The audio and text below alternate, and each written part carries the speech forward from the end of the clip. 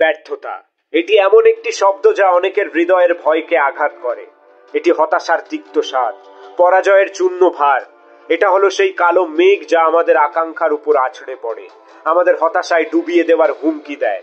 তবে এখানেই ব্যর্থতার সত্যতা, রাস্তার শেষ নয়, এটি একটি চক্কর, এটি একটি পুনর্নির্দেশ।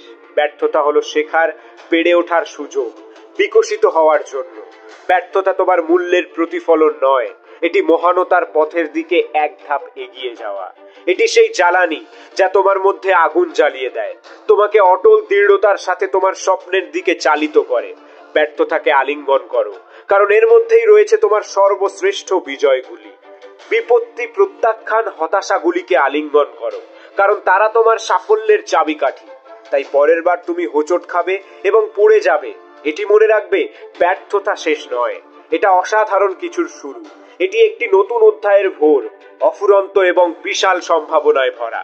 পরাজয়ের ছাই থেকে ওঠো, শক্তিশালী, বুদ্ধিমান এবং আগের চেয়ে আরো দৃঢ় সংকল্পবদ্ধ হও। তোমার যাত্রা শেষ হতে অনেক দূরে। চ্যালেঞ্জগুলিকে আলিঙ্গন করো, কারণ তারা তোমার মহত্বের প্রবেশদ্বার। তুমি চেষ্টা করলে সবকিছুই সম্ভব, because you are a super hero.